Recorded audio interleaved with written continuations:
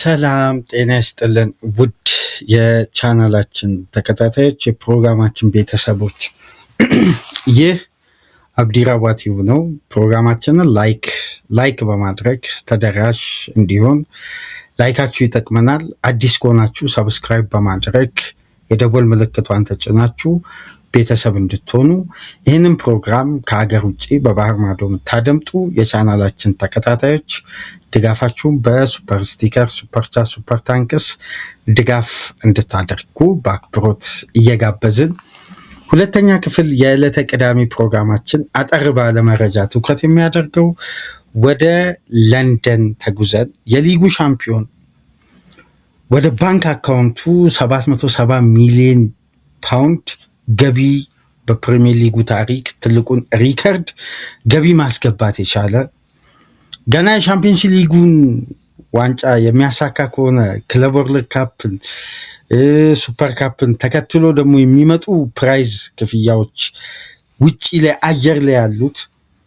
ባንኩን ከስኬቱ ጋር ደለብ ያደረገው የዘንድሮ ሲዝን ምርጡ ክለብ የሊጉ ሻምፒዮን አርሴናል ተጫዋቾቹ በሴሌብሬሽን ለፔዤ ዝግጅት አርቴታ በአንድ 90 ደቂቃ የጨዋታ ፕላን ደስታውን በስትራቴጂ እየተጠቀመ የሚገኘው የአንድ የፍጻሜ ጨዋታ ትኩረት ያደረገው የአርቴታ ቡድን ከ22 ዓመት በኋላ የሊጉ ዋንጫ ባሳካበት ወቅት ላይ እንግዲህ ተጫዋቹም አሰልጣኙም በፍጻሜው ጨዋታ ላይ ባተኮሩበት ወቅት አንድሬስ ቤርታ እንግዲህ እዚህ ደረጃ ቡድኑ እንዲበቃ የ8 ተጫዋቾችን ዝውውር ዴብዙን ባላንስ የማድረግ አስተማማኝ ኳሊቲ ስብስቡ ላይ መጨመር ለዘንድሮ ስኬት የቤርታ መምጣት ምናልባት ከአርቴታ ኢፈርት በመቀጠል ትልቁን ድርሻ ሊወስድ ይችላል። ምክንያቱም በዘንድሮ የተዘዋወሩ ተጫዋቾች በአርሴናል ሲዝን ላይ የፈጠሩትን ለውጥና አምና አርሴናል ቤት የጎደለውን ኳሊቲ ስንመለከት በጣም ልዩነቱ ሰፊ ነው። ምክንያቱም አርሴናል በአማካይ ክፍል ለምሳሌ የቶማስ ፓርቴ በቅጣት ምክንያት አንደኛውን ዙር ጨዋታ ሲያመልጠው ከፒኤስጂ ጋር ያለው ክፍተት ዛሬ ላይ ዙቢመንዲ እየሰራ ያለው ሚና ተመልከቱ። በግራ ክንፍ በኩል አርሴናል አምና የነበረው ጥራት በዛ ደረጃ ከፍ ያለ አልነበረም። ዘንድሮ ኢዜ በአማራጭነት የሚጫወትበት በቀኝ ክንፍ ሳካ ሲጎዳ ቦታው ላይ ምናልባት በአርቴታ ውስጥ አዘውትሮ አርቴታ ከማይጠቀምባቸው ፖዚሽኖች መካከል ማርቲኔሊን እዛ ጋር ይጠቀም ነበር አምና። በተጨማሪ ኢተን ንዋኔሪ እዛ ጋር ለመጠቀም ተገዶ ነበር። አሁን ግን ኳሊቲውን ስትመለከቱ የአርሴናል የቀኝ ክንፍ ሁለቱ ተጫዋቾች ለቱኸል ተቀዳሚ ምርጫ ሆኗል፣ ሳካና ማዱዌኬ። ስለዚህ ይሄ የአርሴናልን የዴብዝ ጥራትን ነው የሚያሳየው። ኦዲጋርድ አምና ሲጎዳ ቦታው ላይ ሚካኤል ሜሪኖ ሲጫወት የበለጠ የአርሴናል ፍሌክሲቢሊቲ ይጠፋና ቡድኑ የጥንቃቄ ቡድን መስሎ ግብ አያስቆጥርም፣ ግብ አይቆጠርበትም።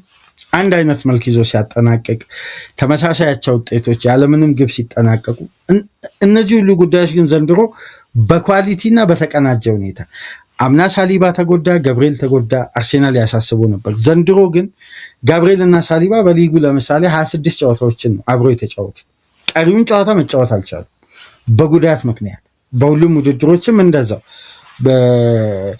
ከ15 የበለጠ ጨዋታ አብሮ በጋራ መሰለፍ አልቻሉ። ግን ዘንድሮ ክፍተትም አልተስተዋለም። ስለዚህ የቤርታ የዝውውር ጥንካሬ ለአርሴናል ስኬት 100% ከአርቴታ ቀጥሎ ክሬዲቱን የሚወስድ የዘርፉ ባለሙያ ነው። ስለዚህ አሁንም ቤርታ እንግዲህ ስኬት ቢመጣም ስኬት መጥቷልና ስራ አይቀጥልም ማለት ስራዎች ይቀጥላሉ በማለት አርሴናል ሚሊዮን ፓውንድ በጣም ከፍተኛ ሚሊዮን ፓውንድ ሊከፍልበት ያሰበ የዝውውር ስትራቴጂ አለ ፋይናል ሰርድ ላይ። ይሄ እንዴት መሰላችሁ? ለምሳሌ ትሮሳርድ በጣም ለቡድኑ ይሄ ክሊኒካል እና በወሳኝ ምዕራፍ ላይ ከባድ ግቦችን እያስቆጠረ አርሴናል ወሳኝ 3 ነጥቦችን ያገኛል። ግን በኮንሲስታንሲ ደረጃ አይደል እነዛ ግቦች የሚመረቱት።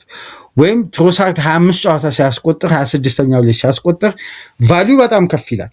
የ25ቱ ሳምንት ርቀት ግን አርቴታን እንደ ቡድን ያጎደለበት ስትራቴጂ አለ። ግብን የማምረት ማርቲኔሊ ደግሞ በአርቴታ ውስጥ ላለፉት 5 ዓመታት ምናልባት 2022-23 ምርጡ ማርቲኔሊ ተመልክተን ሊሆን ይችላል። ከዛ በዘለለ ግን የአርሴናል ደጋፊዎችንም ያሳመነ አርቴታን ግን ያላሳመነ ከዚህ በላይ እድገቱ ከፍ ሊል አይችልም የሚል እምነት የጫረው ተጫዋች አርቴታ ከሁለቱ ተጫዋቾች ድምር የበለጠ ጥራት ያለው የዛ ቦታ ተጫዋች ወይም ቨርሳታይል የሆነ ተጫዋች ማስፈረም አንደኛ ኳሊቲ ማሳደግ ነው። ሁለተኛ የቡድኑ የአስቆጣሪነት አቅም በፋይናል ሰርድ መጨመር ነው። ለዚህ ደግሞ ከፍተኛ ኢንቨስትመንት እንደሚጠበቅበት አርቴታም ቤርታም ያምናሉ። ከያዟቸው እቅዶች መካከል በዋነኝነት አሁን ላይ እየተጠቀሱ የሚገኙት ደግሞ የአትሌቲኮ ማድሪዱ ጁሊያን አልቫሬዝ፣ ካልተሳካ ደግሞ የበርንማውዙ ጁኒየር ክሩፒ ነው። ሁለቱ ተጫዋቾች በዋነኝነት መያዛቸውን ኤዲ አሪንሰን የጋርዲያኑ ዘጋቢ ከሰሞኑ መረጃዎችን ሲያጋራ ነበር። ትናንትናም በኢሳም ካህን የበለጠ ለአርሴናል ቅርብ የሆነ የዴሊ ሜልም ዘጋቢ እነ ሴመን ዳንም የቴሌግራፍ ዘጋቢዎችም ድጋሚ ሪትዊት ያደረጉት ዘገባ ነው እንግዲህ ማግኘት ችለናል። ይህንን ዘገባ ነው እንግዲህ ወደ እናንተ የምናጋረው። ለምንድን ነው ግን አርቴታ በ6ኛ ዓመት ኤክስፐሪመንቱ ፍሬ አፍርቶ በመጨረሻም ፕሮሰሱ ለስኬት አብቅቶታል። ትረስ ዘ ፕሮሰስ እንግዲህ ፕሮሰሱ አሳምኗል በመላው ዓለም ያለውን የእግር ኳሱን ቤተሰብ በሁሉም ስትራቴጂ። አርቴታ በባክ ስሪ ተጫውቷል፣ በባክ ፎር ውጤታማ ሆኗል። አርቴታ በደብል ፒቮት ተጫውቷል፣ በሰርድማን ሚድፊልደርም ተጫውቷል። በእነዚህ ሁሉ ስትራቴጂዎች ተጫውቷል። ስለዚህ ኬፓብል የሆነ ስኳድ ካለኝ በዛው ደረጃ አማራጮች ይሰፋል የሚል አሁን ሙሉ በሙሉ መደምደሚያ ላይ ተደርሷል። ምክንያቱም እንደ ጨዋታው ባህሪ ተለዋዋጭ የሆነ ምርጥ 11 ይዤ መቅረብ እችላለሁ። ምርጥ 11ዱ ቢቀየርም ውጤቴ ላይ ግን ተጽዕኖ የማይፈጥር ዴብዝ። አሁን እንደዚህ አሰልጣኞች ሲያስቡ ምን መሰላቸው አድማጮች፣ በቀጥታ የሚወስደን በጋርዲዮላ ስታንዳርድ ነው። በጋርዲዮላ ስታንዳርድ ደግሞ ቡድን የሚገነባ ከሆነ ምንድነው በዘላቂነት ስኬት ላይ መቆየት ነው። በዘላቂነት ሀያል ሆኖ መቆየት ነው። በዘላቂነት አሸናፊነትን ማስቀጠል ነው። እንዴት መሰላችሁ? አሁን በደንብ የሲቲን ቤት ዴብዝ ተመልከቱ። ስተርሊንግ እያለ ነው ግሪሊሽ የመጣው። ማሬዝ አለ። ማሬዝ እያለ ማሬዝ ላይ ዶኩን አምጥቷል ፔፕ። ተመልከቱ ባላንሱ።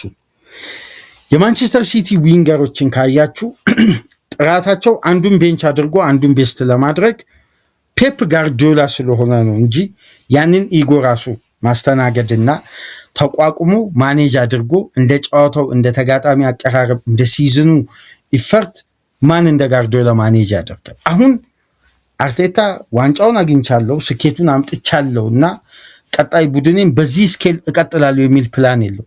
ስኬሉን ከዚህ እጥፍ ማሳደግ ነው እቅዱ። ጥራታቸውን በየቦታው ላይ መጨመሩ። ምክንያቱም አሁን በእያንዳንዱ ክለብ ደረጃ የሚስተዋሉ ኳሊቲዎች አርሴናል ቤት ዴብዙ ቢስተካከልም ያ ኳሊቲ ግን ኢፌክቲቭ በሆነ ደረጃ አልመጣም። አንዳንድ መመዘኛዎችን ጠለቅ ብለን ስንመለከት፣ ምክንያቱም ኳሊቲ አንዳንዴ ጨዋታዎች ላይ የግል ጥራቶች ሲወስኑ ሲበይኑ እናስተውላለን። የቡድን እንቅስቃሴ ብቻ ጨዋታን አይገልም። ጋርዲዮላ እኮ ተበልጦ ተቸግሮ ውጥረት ውስጥ ገብቶ የነ ዲብሮይነ ያልተጠበቀ ፓስና አጨራረስ አጥቂዎችን ኳስና አጥቂን ሲያገናኝ እነዛ አጥቂዎች ደግሞ ያንን ኳስ የመጨረስ ኳሊቲ ክንፎቹም በሁሉም ዲፓርትመንት ያለው ኳሊቲ የጨዋታ ጥንካሬ የጨዋታ መሰረት ብቻ ሳይሆን ኳሊቲዎችም ጨዋታን ሲወስኑ እንመለከታለን። ስለዚህ አሁን ወደዛ ስታንዳርድ የማደግ ስትራቴጂ እንደያዘን እየተመለከት የምንገኘውም ዘገባው ላይም ጥቆማ የተደረገው።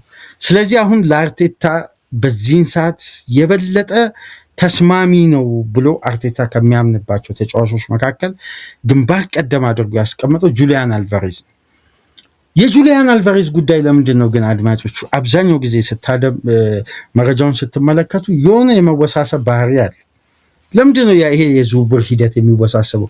ጥያቄ ፈጥሮባችሁ አያውቅም? ምናልባት በተለየ ሁኔታ ዘገባዎችን ጠለቅ ብላችሁ ካነበባችሁ ትላልቅ የመረጃ ምንጮች የሚገልጹትን ጉዳይ ከተመለከታችሁ አንድ የአትሌቲኮ ማድሪድ ከባድ ውል አለ። ከባድ ውል አንድ ተጫዋች 3 ዓመት ካገለገለኝ በኋላ ከዛ በታችም ከዛ በላይም ሊሆን ይችላል፣ ግን 3 ዓመት በአትሌቲኮ ማድሪድ መለያ ሲቆይ ውሉ ላይ ያ ተጫዋች ለምሳሌ ከፕላን ውጪ ሊሆን ይችላል እንበል። የ6 ዓመት ኮንትራት አለው፣ 3 ዓመት አገለገለ። 3 ዓመት ቀሪ ኮንትራት ካለው አትሌቲኮ ማድሪድ ተጫዋቾችን የሚያስፈርምበት ስትራቴጂ ለቡድኑም አገልግሎት ነው። በተቃራኒው በዛኛውን መንገድ ደግሞ ለሽያጭ ሲያወጣ ክለቡ እንዳይጎዳም ትርፉን ሳስቴይነብል የሚያደርግ ውል ተካቶበት ነው። አሁን ጁሊያን አልቫሬዝን ታስታውሱ እንደሆነ ሲቲን ለፒኤስአር ክፍተት ሙሉ በሙሉ ወደ አስተማማኝ የሂሳብ ገጽ ያመጣው የአልቫሬዝ ዝውውር 24 ሚሊዮን ፓውንድ ነው። ማንቸስተር ሲቲ ከሪቨር ፕሌት ጁሊያን አልቫሬዝን ያስፈረመው ግን ሲሸጠው 84 ሚሊዮን ፓውንድ ነው። አጠቃላይ ክፍያው ተጠናቋል። አልቫሬዝ 3ኛ ዓመቱን አሁን በማንቸስተር በቀጣይ የውድድር ዓመት 3ኛ የውድድር ዓመቱን በአትሌቲኮ ማድሪድ ይይዛል። በዚህ 3ኛ የውድድር ዓመቱ ይሄ ተጫዋች ኮንትራቱ ላይ በቀጥታ ተርን የሚያደርገው የ6 ዓመት ኮንትራት ፈርሞ 3ኛ ዓመቱ ላይ ሲደርስ በክለቡ ፍላጎት በኮንትራቱ አጋማሽ ላይ የሚጨመር የ1 ዓመት ኮንትራት አለ። ይህን ህግ ታውቃላችሁ? የአትሌቲኮ ማድሪድ ቤት ያለን ሮድሪ ለምሳሌ 50 ሚሊዮን ዩሮ አምጥተው 75 ሚሊዮን ዩሮ ሸጡ በ1 ዓመት ልዩነት። ግን የሮድሪ ኮንትራት የነበረው የ3 ዓመት ተኩል ነው። ዲየጎ ሲሞኒ ሞክረውት አገልግሎትን አይተው ዋጋውን እና ኮንትራቱን ከፍ ለማድረግ ነበር ያሰቡ። ግን በ1 ዓመት ብቃቱ ነው በፍጥነት ሲቲ መጥቶ ሲጠይቅ አንስተው ይሸጡት። ትርፍን ባማከለ ስትራቴጂ ነው ቡድኑም የሚገለገለው። ከተገለገለ በኋላ ሲሸጥ ያወጣውን ገንዘብ በሚተካ ደረጃ ነው መሸጥ የሚፈልጉት እና ከጆዋው ፊሊክስ ጋር በደንብ የሚፈጠረው ግጭት ይሄ ነው። ተጫዋቹ በሚሰጠኝም ደቂቃ በአግባቡ እንዲጫወት ነፃነት አልተሰጠኝም የሚል ቅሬታ አለ። ይሄ ቅሬታ ተጫዋቹን ቤንች ዲየጎ ሲሞኒ ማድረግ ሲጀምር የክለቦች ፍላጎት እየወረደ መጣ። ታስታውሱ እንደሆነ አጉዌሮን ለመተካት ጋርዲዮላ ማንቸስተር ሲቲ ቤት በጣም አጥብቆ ጆዋው ፊሊክስን ይፈልግ ነበር። ግን በወቅቱ ፊሊክስም በአትሌቲኮ ማድሪድ ቤት ከባድ ማንሰራራት ስላሳየ አትሌቲኮ ማድሪድ በሩን ዘግቶ ይሄውን ብቃቱ ካደገ በኋላ ያቺ የኮንትራት ስምምነት ላይ ሲደርስ ተርን አድርጎ ያንን ኮንትራት ጨምሮ በከፍተኛ ክፍያ የሚሸጥበት ታይሚንግ ላይ ሲደርስ ይሄ ግጭት ተፈጠረ። ለዛ ነው አትሌቲኮ ማድሪድ በጆዋው ፊሊክስ ከስሯል የሚባለው። አሁን እንግዲህ በጁሊያን አልቫሬዝ እና በአትሌቲኮ ማድሪድ መካከል ይሄ ስምምነት አለ። ይሄ ስምምነት ደግሞ መስደቅ ወይም ተግባራዊ መሆን የሚጀምረው በዚህ ሳመር ነው። ባርሳ ምን ይላል? እኔ ማስፈርም ከሆነ አሁን አንዳንድ ተጫዋቾች ላይ የአትሌቲኮ ማድሪድ ተጫዋቾች ሽያጭ ላይ ለሊጉ ክለብ ሲሸጡና ከሊግ ውጪ ላሉ ክለቦች ሲሸጡ ያቺ የ1 ዓመት ተጨማሪ ኮንትራትና ይሄ ትርፏን የምታመጣው የ1 ዓመት ኮንትራት ውል ወይም በክለቡ ዋስትና ላይ ያለው በክለቡ ፍላጎት ላይ ያለው የክለቡ አድቫንቴጅን ባርሳ እሱ ተነስቶልኝ ነው መደራደር የምፈልገው የሚል ቅድመ ሁኔታ ያቀርባሉ ባርሳዎች። ለምን? ከገቡበት የፋይናንስ ጫና አንጻር። ከእንግሊዝ ውጭ ያሉ ክለቦች በዚህ ውል ላይ ተካቶ ምናምን የሚል የተመሰቃቀለ የድርድር ሂደት ውስጥ መግባት አይፈልጉም። ግን ተጫዋቹ ይሸጣል፣ በቀጥታ ድርድር እንደራደር፣ የኮንትራት ማፍረሻውን ነው የሚሉት። አሁን አርሴናል በተደጋጋሚ ጁሊያን አልቫሬዝ ላይ ያለው ፍላጎት 100% ጥርት ያለ ፍላጎት አለው። በጣም ጠንካራ ፈላጊ። ሁሉም ዘገባ ላይ ከተመለከታችሁ ባርሳ የማይፈርም ከሆነ ከስፔን ውጭ ነው የሚፈርመው ይላል። ባርሳ ቅድመ ስምምነት ለመፈጸም በተቃረበ ደረጃ ተጫዋቹን በግል አናግረዋል። ግን ይሄን ውል ለማፍረስ ደግሞ ባርሳ መጀመሪያ ይሄ የመጀመሪያ ተርም ክፍያውን የሚከፍል ከሆነ አይደለም ተጫዋች ማስፈረም ካለው ስብስብ ላይ ከስኳዱ መቀነስ አለበት።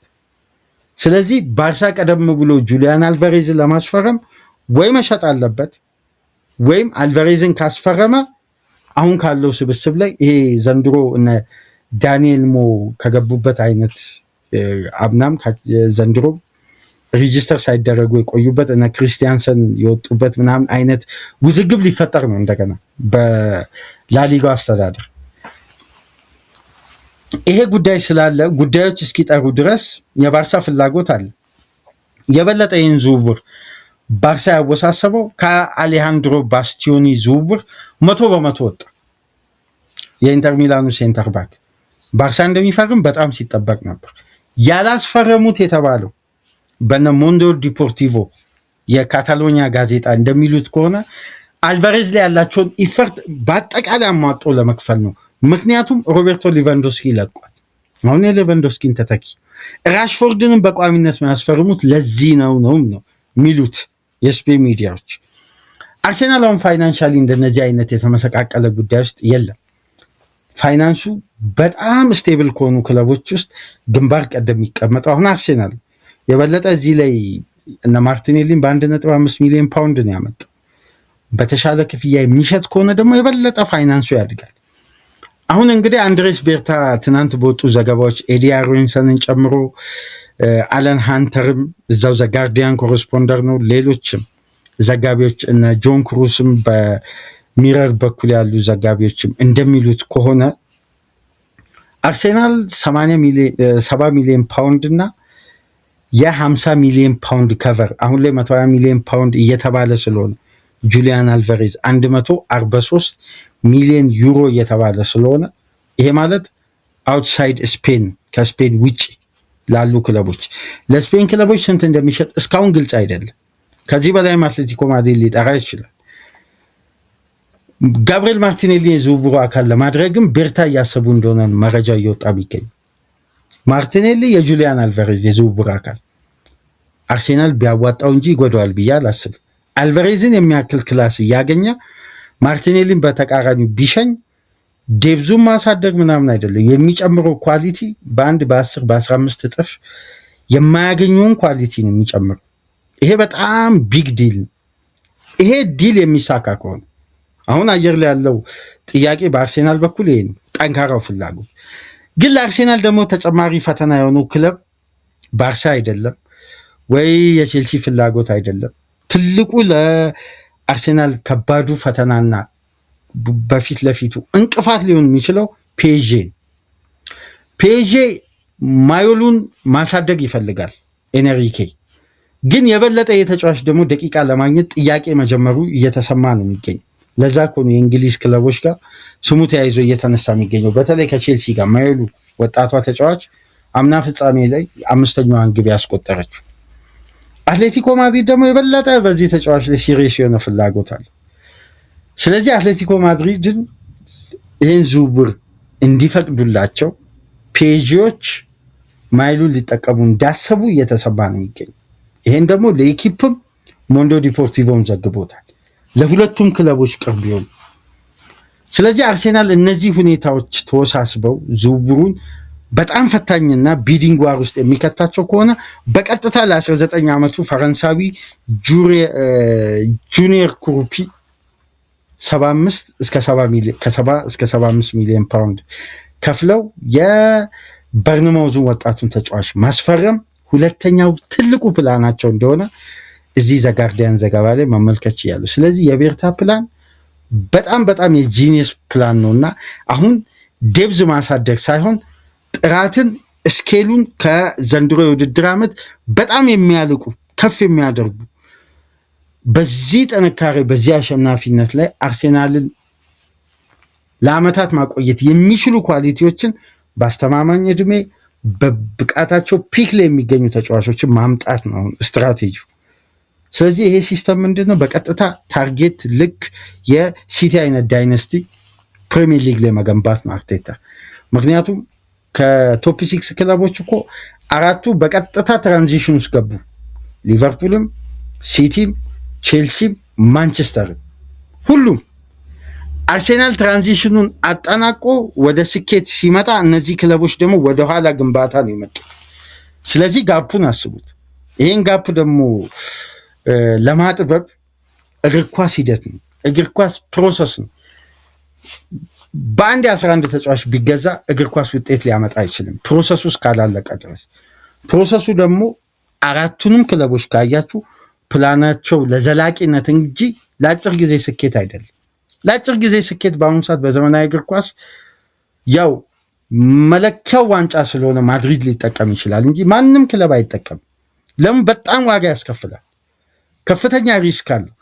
በሚያወጡት ፋይናንስ ልክ ስኬቶቹ ካልመጡ ፋይናንሻሊ ቡድኑ ከባድ ኪሳራ ውስጥም ስለሚገባ ግን የማድሪድ አይነት የደለበ ባንክ ያለው በዓለም ላይ ስሙን ብራንዱን ተክሎ የዓለማችን ትልቅ ክለብ ተደርጎ የተቀመጠ ቡድን ለእንደነዚህ አይነት ጉዳዮች ወደኋላ የሚል አይደለም። ምክንያቱም የክለቡም አይደንቲቲ ስለሆነ በፕሮሰስ ውስጥ ቆይቶ ዋንጫ ከማንሳት ይልቅ መመዘኛ ዋንጫ ስለሆነ የዋንጫ ቡድን መገንባት አስገዳጅ ነው። ማድሪድ ቤት ከማድሪድ ውጭ ለምሳሌ ባየር ሙኒክ እኮ በኮምፓኒ የአሰልጣኝነት ዘመን ፕሮሰስ እኮ ነው የጀመረው። በአንዴ የእግር ኳሱ ቤተሰብ በቀጥታ ይህን በሻምፒዮንስ ሊግ ግማሽ ፍጻሜ ሁለቱም ዙር ላይ ሳነሳላችሁ ነበር።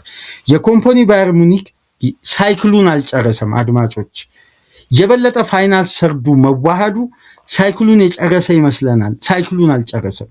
ምክንያቱም ሙኒክ በጆናታን ጣሃ የተከላካይ ክፍሉ የሚመራ ቡድን አይደለም። ኳሊቲው የእሱ ተጣማሪ አፖሚካኖ በሙኒክ ደረጃ ባለፉ በነ ሐምለስ ደረጃ በነ ባስቱበር የሚባል አንድ ተከላካይ ካስታውሳችሁ የፔፕ ጋርዲዮላ ሴንተር ባክ የነበረ ግራኝ። አሁን የበቃ የባየር ሙኒክን ቡድን ብትመለከቱ ከግብ ጠባቂ እስከ አጥቂ የተሟላ ቡድን ከኖየር እስከ ሌቫንዶስኪ። አሁን ያን ሳይክል ነው የጀመሩት። የሳይክሉ አታኪንግ ሰርድ ቀጣይ ሳመር ሲጠናቀቅ አንቶኒ ጎርደን ማስፈረም፣ አማካይ ክፍል ገና ይፈርማል። ገና ተከላካይ ሳይክሉን ያልጨረሰ ቡድን ነው። ግን የፊት መስመር ተጫዋቾች በሚያስቆጥሩት ግብ የሙኒክ ሻርፕ መሆን ነው የታየው። ግን ሳይክሉን ያልጨረሰ ቡድን ነው። እያንዳንዱን ቡድን ተመልከቱ። አዳዲስ ሳይክሎችን ጀምሯል።